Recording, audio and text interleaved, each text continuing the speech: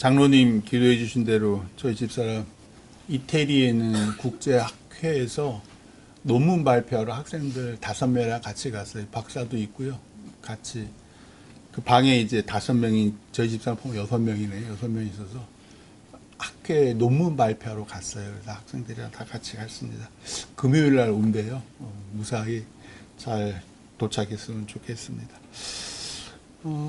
오늘 말씀은 오래간만에 이제 그 복음서로 돌아왔어요. 예수님께서 예루살렘에 가실 때면 늘 이 작은 마을 벳세다라는 동네를 늘 들려서 예루살렘에 가시고 또 주무실 때쯤 되면 다시 돌아오셔서 벳세다의 집, 어떤 집이냐면 나사로와 마르다와 마리아가 살고 있는 집이에요. 집이 꽤 컸나 봐요. 그러니까 예수님뿐만 아니라 12 제자들도 같이 유할 수 있는 그곳에서 계시다가 또 예루살렘에 가시고 이랬다 오고 가신 거예요. 계속 매일매일 예루살렘에 가실 때면요.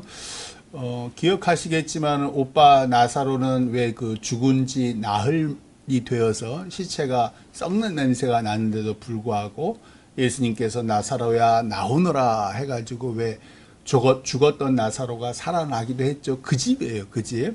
뿐만 아니라 이 오늘 말씀의 주인공인 마르다 언니예요. 동생이 마리아고, 언니 마르다는 그 나중에 보면은 그 오빠 나사로가 죽었을 때 왜 예수님 막 영접하러 나가고 네가 나를 믿으면은 뭐 죽어도 살겠고, 그러니까 죽은 뒤에 천국에서는 부활하고 이런 얘기 했던 거 있잖아요. 나는 부활이요 생명이니 나를 믿는 자는 죽지 않고 살겠고, 이 얘기를 이제 쭉 했던 그 본인도 이제 마르다, 오늘 말씀이 나오는 마르다고, 이 마리아, 막내 동생 마리아는 왜 예수님께 향유옥합, 값비싼 향유옥합 부은 그 여인이 이 막내 동생 마리아예요. 마리아는 뭐가 좀 달랐어요. 곰곰이 생각해 보세요. 지금 나사로는 늘 주님께 받기만 했어요. 곰곰이 생각해 보면 마르다는 늘 말씀의 주인공으로 등장하는데, 보통 우리 같은 사람, 평범한 사람, 세상 거 생각하고 현실적이고 이런 평범한 사람이고, 마리아는 뭔가 달랐어요. 오늘 말씀에서도 나오지만 마리아는 좀 특별했어요. 하나님께 좀 집중했다 그래요. 주님께 좀 집중했고, 그 결과 참 내가 전해지는 곳마다 이 여자가 한 일도 같이 전해지리라 라고 할 정도 축복을 받았던 그런 인물이 막내 동생 마리아예요.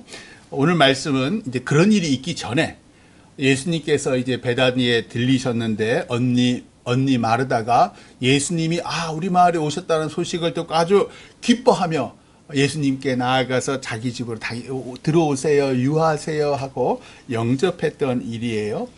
예수님께서 집에 들어오시자 동생 마리아가 주님의 발치에 앉아서 주님의 말을 들어요. 즉 예수님은 아마 거실 같은데, 오늘날 거실 같은데, 마당 같은데 아마 앉아 계셨던 것 같고, 그리고 아마 그 주변에 12 제자들도 있고, 마리아는 주님의 발치 아주 가까운 데서 주님이 무슨 말씀을 하시나 귀를 쫑긋 기울였다는 거예요. 그리고 이제 오늘 말씀 39절에 보시면 누가가 이렇게, 이 누가복음의 지은이는 누가잖아요. 의사 누가예요. 누가가 그의 말씀이라고 써요.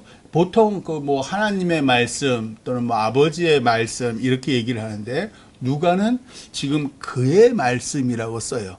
그러니까 예수님의 말씀은 곧 그의 말씀이고, 그의 말씀은 하나님의 말씀이다 라는 얘기를 하고 싶었던 거예요. 그래서 그의 말씀이라고 써요. 그리고 동생 마리아가 집으로 들어오신 예수님의 말씀, 그의 말씀, 하나님의 말씀을 들어요. 그런데 40절로 같이 한번 읽어봐요. 40절 말씀은 좀 의외의 상향이 갑자기 탁 터지는 거예요. 40절 말씀 같이 읽겠습니다. 시작. 마르다는 준비하는 일이 많아 마음이 분주한지라 예수께 나아가 이르되, 주여, 내 동생이 나 혼자 일하게 두는 것을 생각하지 아니하시나이까? 그를 명하사 나를 도와주라 하소서. 뭔가 잘못됐죠. 지금 언니 마르다의 마음에 먹구름이 지금 잔뜩 끼어 있다는 걸 우리가 눈치챌 수 있어요. 분명히 예수님이 마을에 오셨다는 얘기를 듣고 기쁘게 주님을 자기 집으로 모시고 왔던 그랬던 마르다였는데, 예수님을 집에 모시고 음식을 준비하는 중에 심사가 꼬이기 시작합니다. 왜냐하면 동생 마리아 때문이에요. 동생 마리아 때문. 우리 마음을 괴롭히고 시험에 들게 하는 사람은 누누이 말씀드려요. 저 멀리 있는 사람은 나랑 별 관계가 없어요. 나랑 늘 같이 있는 저 원수 덩어리 같은 내 남편, 내 마누라, 또 내 아들과 딸 같이 사는 것들, 부모님도 마찬가지고, 그 사람들이 나를 괴롭게 하고 늘 시험에 들게 한단 말이에요. 나랑 친하지 않은 사람들이요, 관계가 없죠. 그 친구들도 막 보면 이제 어떤 친구는 TV에, 제 친구가 TV에 막 나와요. 그 친구가 잘 나가는 거 나랑 관계가 없어요. 근데 나랑 친했던 친구, 아주 친한 친구가 세상에서 잘 나가면 괜히 시기하고 질투하는 마음이 막 생기고 심사가 꼬이고 막 그래요. 왜 그럽니까? 입으로는 축하한다 그러죠. 입으로는 축하한다 그러는데 마음은 막 이래. 왜 이럽니까? 내가 못나서 그래요. 간단합니다. 내가 잘나지요? 그럼 그거 다 품어요. 근데 내가 못났지요? 남 잘난 꼴, 특히 친한 사람 잘난 꼴을 못 봐요. 왜? 내가 못나서 그래. 우리가 참 요 모양 요 꼴이에요. 우리 참 괜히 죄인이라는 게 아니에요. 주님을 기쁘게 영접하던 언니 마르다의 마음에 짜증이 막 확 폭발을 해요. 나는 이런 생각이겠죠. 나는 부엌에서 음식 준비하느라고 바쁜데 저 가시나, 동생이죠, 동생 마리아는, 저 가시나는 예수님 발치에 앉아서 쌩글쌩글 한가하게 말씀이나 듣고 있네. 같이 준비하면, 얼른 같이 준비하면 시장하신 예수님 배부르게 하고, 또 같이 온 사람도 배부르게 하고, 또 같이 지도 같이 주님의 말씀을 들을 수 있겠구만. 저 가시나는 왜 저렇게 이기적이지? 우리가 보통 남편 얘기할 때 애들 막 정죄할 때 그런 얘기 하잖아요. 저 가시나는 왜 저렇게 이기적이지? 그런 얘기를 하지 않습니까? 급기야 이제 부엌에서 예수님이 계신 이제 거실 마당으로 나아가서 짜증이 가득한 목소리로 주님께 말하는 거예요. 주여, 내 동생이 나 혼자 일하게 두는 것을 생각하지 아니하시나이까? 그녀를 명하사 나를 도와주라 하소서. 명령합니다. 주님께 명령합니다. 왜 이러지요? 동생 마리아가 자기를 도와 음식을 준비하는 게 옳다고 생각하기 때문에 그래요. 내가 옳으면 주님도 내 말을 들어야 되는 거예요. 그게 참 신기해요. 우리는요, 한번 우리 주변 관계를 좀 곰곰이 생각을 해보세요. 보통 나는 늘 옳고 선해요. 우리는 늘 그 생각을 해요. 교회 와서는 아이고 우리가 죄인입니다 하는데, 사실 딱 교회 밖을 딱 돌았으면 나는 늘 옳고 선해요. 그런 나를 지지하고 그런 나를 돕는 사람은 좋은 사람이에요. 그런데 그런 나를 열받게 하는 사람, 배우자가 많죠. 그 사람은 변화돼야 될 사람이에요. 나쁜 사람까지는 아닌데 참 저 사람은 좀 바꿔줬으면 하는 사람이에요. 아까도 말씀드렸죠. 저 멀리 나랑 관계없는 사람은 우리가 정죄하지 않아요. 그런가 보다. 인간은 다 그러니까 라고 성질 내지도 않아요. 근데 가까이 있는 사람, 그 사람이 문제인 거예요. 그 사람이. 누가복음의 저자 누가는 언니 마르다가 왜 주님께 짜증을 내면서 명령까지 하는지 그 이유를 우리에게 알려줘요. 뭐라 하냐면, 마르다는 준비하는 일이 많아 마음이 분주한지라. 내가 왜 음식 준비를 하지?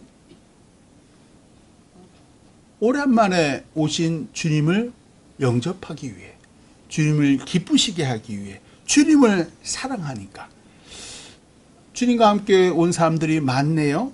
그러니까 준비하는 일이 더 많아지는 거예요. 그러니까 마음이 분주해요. 그러다 보니까 헬라어로는 이게 오늘 말씀이 마음이 분주한지라가 페리에스파토예요. 페리에스파토라는 뜻인데, 이 무슨 뜻이냐면 사방에서 끌어당긴다는 뜻이에요. 사방에서 내 마음을 지금 끌어당겨요. 늘 있던 파가 그 자리에 없어요. 사람도 많이 왔으니까 찻잔이라 그래. 찻잔 그릇도 봐야 되는데 막 모자라는 거예요. 막 똑같은 것들이 없고 막 여러 개가 뭐 다른 것들이 막 있고요. 뿐만 아니라 칼도 오늘따라 왜 이렇게 무딥니까? 막 서서히 막 짜증이 쓱 올라오는 거예요. 차도 준비해야 되고 과일도 깎아야 되고 할 일이 너무 많은 거예요. 그런데 동생 마리아는 한가하게 주님의 발치에 앉아서 말씀을 듣고 있네요. 열나지요. 열납니다. 사도행전 6장에는 그 초대교회에서 7 집사를 택하는 장면이 나오잖아요. 예루살렘 교회 안에 헬라파 유대인들과 히브리파 유대인들이 같이, 히브리파 그리스도인들, 그러니까 헬라파 그리스도인들과 히브리파 그리스도인들이 서로 그 초대교회를 이루고 있는데 서로를 막 원망하는 이유가 어떤 사람, 그 헬라파 그리스도인이 매일 음식을 나눠줄 때는 과부들이 헬라파 과부들에게 더 많이 주는 것 같고, 히브리파 그리스도인들이 음식을 나누어 줄 때 보면 히브리파 과부들에게 더 많은 음식을 주는 것 같고, 서로 막 상대를 향해서 인종차별을 막 하는 거예요. 골고루 잘 분배하지 않았다는데 실제 그랬을 수도 있고, 아니면 괜히 그렇게 생각이 들었을 수도 있어요. 그러니까 에스파토, 마음이 막 갈라지는 거죠. 그래서 이 12 제자들이 왜 12사도들이 되잖아요. 그 사도들이 모든 제자들, 즉 성도들을 불러서 이렇게 말해요. 우리가 하나님의 말씀을 제쳐놓고 접대를 일삼는 것이 마땅하지 아니하여. 그러니까 그 전까지는 이 12사도가 그것까지도 거의 다 이렇게 시키고 그랬다는 거죠. 형제들아, 너희 가운데서 성령과 지혜가 충만하여 칭찬받는 사람 7을 택하라. 우리가 이 일을 그들에게 맡기고 우리는 오로지 기도하는 일과 말씀 사역에 힘쓰리라 하니 라고 증거를 해요. 그래서 왜 스데반이랑 빌립이랑 니골라를 포함해서 7명의 그 집사를 선택하고 안수를 하고, 그러고 난 다음에 7절에 뭐라 그러냐면, 사도행전 6장 7절에요. 하나님의 말씀이 점점 왕성하여 예루살렘에 있는 제자의 수가 더 심히 많아지고 허다한 제사장의 무리도 이 도에 복종하니라. 그러니까 사역을 나누었더니 하나님의 말씀이 점점 왕성해지고 성도의 수도 많아지더라. 복된 결과를 얻더라.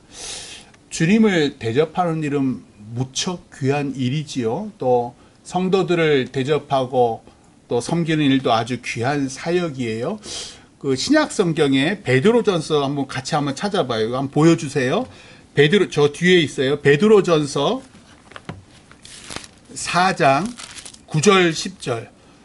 신약 성경 381쪽이에요. 신약 성경 381쪽 베드로전서 4장 9절 10절 말씀.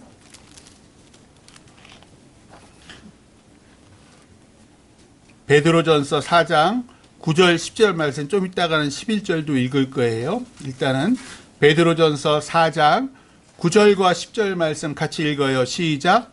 서로 대접하기를 원망 없이 하고 각각 은사를 받은 대로 하나님의 여러 가지 은혜를 맡은 선한 청지기같이 서로 봉사하라.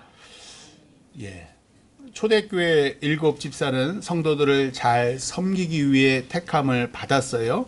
봉사와 구제는 초대교회로부터 오늘날에 이르기까지 중요한 그리스도인의 사역이에요.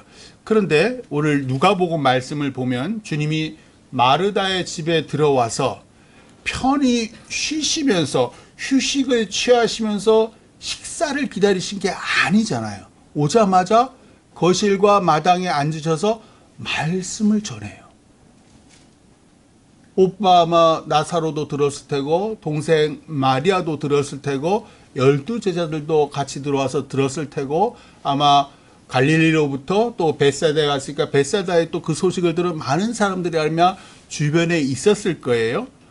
그러니까 예수님은 지금 사람들이 주의 말씀을 듣기를 원하신다는 거예요. 지금 식사하시고 편히 쉬시려고 이 집에 오신 게 아니라 주님 그 순간에도 주님의 말씀을 전하시기를 원하셨다는 거예요. 왜? 주의 말씀이 생명이요 구원이니까. 말씀에 갈급한 거예요, 사람들은. 그래서 주님은 이 집에 와서도 당신의 말씀을 전한 거예요. 하나님은 왜 말씀으로 세상을 창조하셨잖아요. 말씀으로 세상도 주관하시고 말씀으로 심판하시고 구원도 하셨어요. 지금 예수님께서 원하시는 거는 말씀을 경청하는 거. 주일날 예배의 핵심이 뭐예요? 설교잖아요. 뭐라 그래도 설교가 예배의 핵심이에요. 음식은 예배 드린 후에, 그래서 우리도 예배 드린 후에 음식을 나누잖아요. 물론 누군가는 음식 준비, 우리 요즘에는 안 하지만 예전에 우리 교회, 아니 앞으로도 갔을 때는 또 누군가는 음식을 준비해야 할 거. 그때도 우리 권사님께서 왜 이렇게 돌아가면서 이렇게 하셨잖아요. 앞으로도 그렇게 될 텐데, 맡은 사람들이 간단하게 미리 준비하셔야 돼요. 풍성하고 맛있게, 야, 내가 맡았을 때는 풍성하고 맛있게 해서 모든 성도들, 목사님들 기쁘게 해드려야지. 이러면 경쟁심도 생기고요. 그 다음 한 사람도 경쟁심도 생기고요. 또 이게 한 번, 두 번은 그럴 수 있는데 3번, 4번, 5번이 되잖아요. 슬슬 원망이 생겨요. 왜? 하는 일이 많아지거든요. 시간도 많이 걸리고요.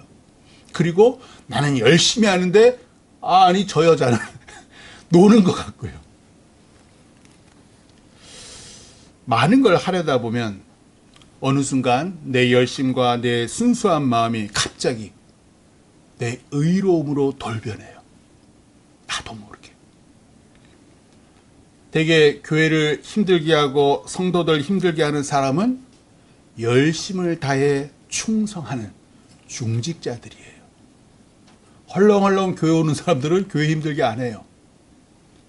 나의 열심이 언젠가부터 내 의로움으로 변해버려서 다른 사람을 정죄하고 원망하고 심지어 주님도 원망하게 되더라. 왜 내 수고를 알아주시지 않지? 왜 나 혼자 일하도록 두시지? 왜 저 가시라는 편하게 내버려 두시는 거지? 같이 와서 음식 준비하라고 좀 말씀하셔야 하는 거 아니야? 베드로는 아까 베드로전서 4장 9절에서 10절에 원망 없이 대접하고 선한 청지기같이 서로 봉사하라. 그러면서 11절에 어떤 마음을 가지고 우리가 대접하고 봉사해야 되는지를 얘기해요. 베드로전서 4장 11절, 베드로전서 4장 11절 같이 읽어요. 시작. 만일 누가 말하려면 하나님의 말씀을 하는 것 같이 하고 누가 봉사하려면 하나님이 공급하시는 힘으로 하는 것 같이 하라. 이는 범사의 예수 그리스도로 말미암아 하나님이 영광을 받으시게 하려 함이니 그에게 영광과 권능이 세세에 무궁하도록 있느니라. 아멘. 내가 하는 말이 하나님이 하시는 말씀처럼 또 내가 봉사하는 게 내 힘으로 하는 게 아니라 하나님의 힘으로 하는 것 같이 해라. 그때야 나의 말과 봉사를 통해서 오직 하나님만 영광을 받으신다. 근데 내 얼굴이 짜증이 가득합니다. 내 교만이 떨어지면 봐라. 내가 음식 준비할 때 뭔가 다르지? 이건 뭐예요? 내 영광이에요. 내 열심이고 내 의로움이 되더라는 거예요. 근데 참 이게 베드로의 말씀처럼 이게 잘 안 돼요. 마음으로는 그래 내가 하는 말도 하나님의 말처럼, 내가 봉사하고 대접하는 것도 하나님이 하는 것처럼. 근데 일이 많아지고 시간이 늘어지고 다른 사람 편하게 설교 듣는 거를 보면은 갑자기 화가 확 올라오는 거예요. 왜 나만 고생해야 하는지 울분이 생기고요. 화나고 울분이 터진 언니 마르다에게 예수님이 이렇게 말씀하세요. 오늘 말씀 누가복음 10장 41절 42절, 이게 참 좋으신 사랑의 예수님께서 마르다에게, 화난 마르다에게 이렇게 얘기를 하세요. 41절 42절 같이 읽어요. 시작. 주께서 대답하여 이르시되 마르다야 마르다야, 내가 많은 일로 염려하고 근심하나 몇 가지만 하든지 혹은 한 가지만이라도 족하니라. 마리아는 이 좋은 편을 택하였으니 빼앗기지 아니하리라 하시니라. 아멘. 주님은 마르다를 꾸짖지 않으셔요. 왜냐하면 그녀가 왜 이러는지 그 선한 의도를 충분히 알고 계시기 때문에 그래요. 어찌 보면 마르다의 요구는 지극히 합당했어요. 지금 너무 많은 손님이 왔고 음식 준비를 해야 되니까요. 그런데 마르다가 놓치고 있는 게 있다는 거예요. 지금 이 순간에는, 이 상황에서는 말씀을 듣는 게 더 좋은 선택이라는 거예요. 차라리 먼저 말씀을 듣고 동생과 제자들과 함께 음식을 준비하든지, 아니면 그저 무화과 몇 개만 잘라서 오라는 거예요. 그래서 예수님이 이렇게 말씀하시는 거예요. 그것도 주님이 원하시는 건 뭐예요? 말씀을 듣는 거예요.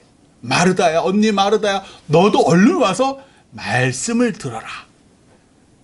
그러면서 동생 마리아를 정죄하지 않았어요. 동생 마리아는 더 좋은 걸 택했으니 말씀을 듣도록 놔두거라. 오늘 말씀 앞 8장에는 예수님의 4가지 땅에 떨어진 씨 비유가 나오잖아요. 그중 3번째, 가시떨기에 떨어진 씨에 대해서 예수님이 이렇게 말씀을 하셨어요. 이런 사람들은 말씀을 들은 자이나 지내는 중 이생의 염려와 재물과 향락의 기운이 막혀 온전히 결실하지 못하는 자라. 가시떨기에 떨어진 씨를 비유하면서요, 예수님이 언니 마르다에게 하신 말씀, 네가 많은 일로 염려하고 근심하여 정작 말씀을 듣고 결실하는 삶을 누리지 못한다. 그 얘기를 하시는 거예요. 주님을 대접하려 음식 준비하고 성도들 식사 준비하는 거 엄청 귀한 사역입니다. 그런데 일이 많다 보니까 마음이 분주하고 급기야 동생을 정죄하고 주님께 명령하는 상태까지 이렇게 된 거예요. 음식을 내가 왜 준비했는지, 내가 왜 주님을 대접하려 하는지 그 목적을 잃어버리게 된 거예요. 주님을 사랑해서 그런 거잖아요. 근데 이제는 주님께 짜증내고 명령을 하더라는 거예요. 원망하는 마음이. 직장일도 마찬가지예요. 직장일도 우리가 직장을 위해서도 하지만 사랑하는 내 가족을 위해서도 직장일을 하는 거고, 가산일도 마찬가지예요. 가산일이 많아서 막 성질 나잖아, 주부들이. 근데 내가 이 가산일을 왜 하지? 내 사랑하는 가족들을 위해서. 그 목적을 생각해야 되는데 그 목적이 어느 순간 변해서 짜증으로, 정죄로. 오늘 말씀, 더 좋은 것을 택하라. 우리 삶은 선택의 연속이에요. 지금 말씀을 들을지 음식을 준비할지 선택해야 돼요. 오늘 친구 결혼식에 갈지 예배에 참석할지 우리는 또 선택해야 돼요. 집 청소와 빨래를 예배 드리기 전에 해놓고 갈지 예배 드린 후에 할지 우리가 선택을 해야 되고요. 그런 선택을 통해서 오늘의 우리가 있는 거예요. 우리는 어떤 부모 밑에서 태어날지는 우리가 선택할 수 없어요. 그건 하나님의 뜻이에요. 그런데 태어나고 난 다음에 공부를 열심히 할지 말지는 우리의 선택이에요. 직장에서 어떤 직장을 선택할지도 우리의 선택이고요. 또 주어진 일에 최선을 다할지 대충 할지, 교회를 다닐지 말지, 말씀을 읽을지 말지, 그게 다 우리의 선택이에요. 더 중요한 선택, 지금 믿지 않는 사람이랑 결혼할지 말지, 그것도 우리의 선택이에요. 믿은 후에 자녀가 태어났어요. 자녀를 주일학교에 보낼지 말지. 참 어려운 선택과 선택들이 모여서 지금의 나를 만들었다. 아주 사소한 일에부터 큰 일까지 우리는 거의 매일 선택을 해요. 그것이 쌓이고 쌓여서 오늘의 나를 만들었어요. 우리 자녀들이 왜 교회 안 올까? 그 선택과 선택들이 어느 순간 그렇게 만든 거예요. 또 지금부터 내가 하는 그 선택들을 통해서 앞으로의 나의 삶이 결정됩니다. 따라서 시편 73편 한번 보고, 구약성경 시편 73편 선택의 기준에 대해서 주님이 말씀하시는 거예요. 시편 73편 27, 28절이에요. 구약성경 855쪽에 있습니다. 구약성경 855쪽 시편 73편 27, 28절. 다 찾아주셨네요. 저거 화면을 보세요. 화면 보시고 같이 시편 73편 27, 28절 같이 읽어요. 시작. 주를 멀리하는 자는 망하리니 음녀같이 주를 떠난 자를 주께서 다 멸하셨나이다. 하나님께 가까이함이 내게 복이라. 내가 주 여호와를 나의 피난처로 삼아 주의 모든 행적을 전파하리이다. 아멘. 우리 삶의 선택의 기준은 하나님이어야 한다. 내가 지금 한 선택이 하나님을 가까이 하는 건지 멀리 하는 건지 하나님께서 우리에게 선택의 자유를 주셨어요. 선택의 자유를 주셨어요. 우리는 노예가 아니에요. 그리고 이 자유에는 반드시 책임이 따릅니다. 하나님을 멀리한 선택을 한 것의 책임은 멸망이고요. 하나님을 가까이 한 선택의 책임은 생명과 복이에요. 어떤 선택이 나를 복되게 할 건지 사소한 것에서부터 큰 일에까지 우리는 매일 선택하고 이 선택에 따른 결과를 당장 볼 수도 있고 먼 훗날 볼 수도 있어요. 따라서 눈앞에 보이는 세상 좋은 것에 훌떡 넘어가지 마세요. 뇌물 좋아하지 마세요. 뇌물을 주고받는 거 좋아하지 마세요. 보세요. 지금 언론에 계속 터지는 게 그런 일이잖아요. 그때는 모릅니다. 귀에 들리는 달콤한 속삭임에 영혼을 팔지 마세요. 의리, 주일인데, 뭔 일이 있고, 얘랑 나랑 정말 친한데,